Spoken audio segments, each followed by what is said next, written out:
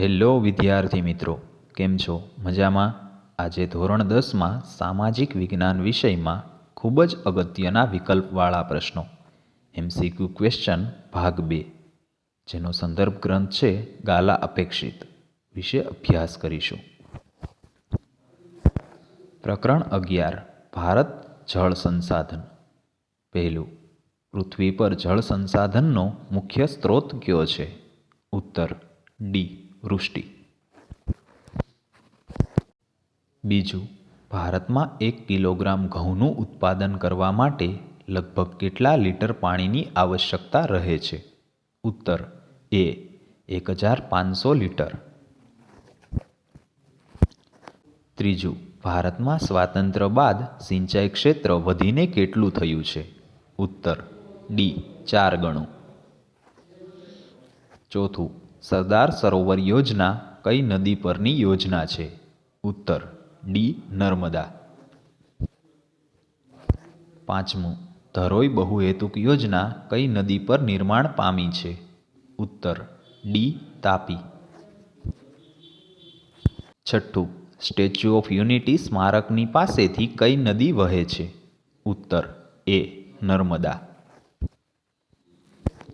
7, પૃષ્ઠીય જળનો મુખ્ય સ્ત્રોત કયો છે? ઉત્તર સી, નદીઓ. 8, ગ્રેન્ડ એનિકટ ભવ્ય બંદરનું નિર્માણ કઈ નદી પર થયું છે? ઉત્તર બી, કાવેરી. 9, ભારતમાં સિંચાઈના મુખ્ય માધ્યમો પૈકી કયા સૌથી મુખ્ય માધ્યમો છે? ઉત્તર સી, કૂવા અને ટ્યુબવેલ.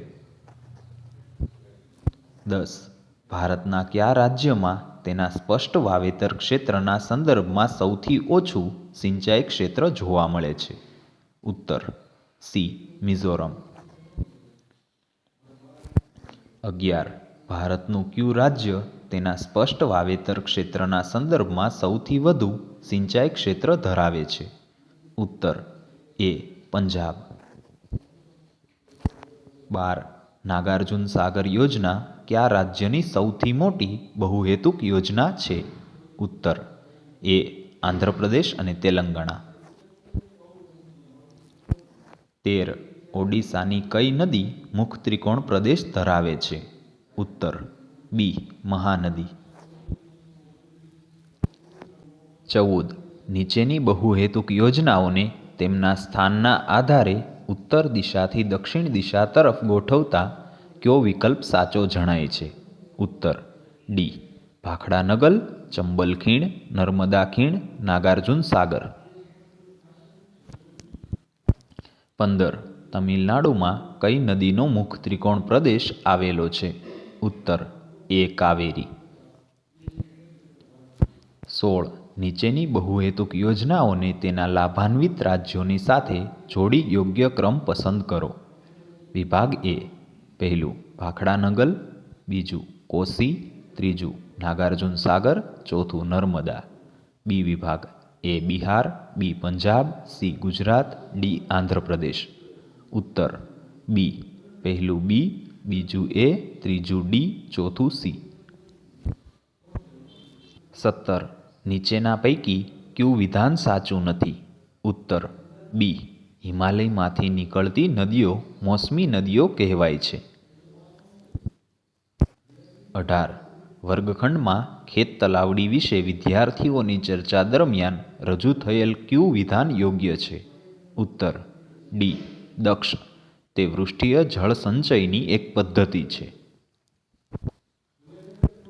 19, નીચેની બહુહેતુક યોજનાઓને તેમના સ્થાનને આધારે દક્ષિણ દિશાથી ઉત્તર દિશા તરફ ગોઠવતા કયો વિકલ્પ સાચો જણાય છે? ઉત્તર ડી, નાગાર્જુન સાગર, નર્મદા ખીણ, ચંબલ ખીણ, ભાખડા નગલ. 20, ભારતમાં લગભગ કેટલા ટકા જળ સિંચાઈ માટે ઉપયોગી છે? ઉત્તર એ, 84%. Thank you. આવા જ ધોરણ 10ના અગત્યના પ્રશ્નો વિશેના વિડીયો જોવા માટે મારી ચેનલ સ્ટડી ઓફ GCRT ચેનલને લાઇક કરો, શેર કરો એન્ડ સબસ્ક્રાઈબ કરો અને બેલ આઇકન ઓન કરો, જેથી કરીને વિડીયોના નોટિફિકેશન સૌથી પહેલાં તમને મળે.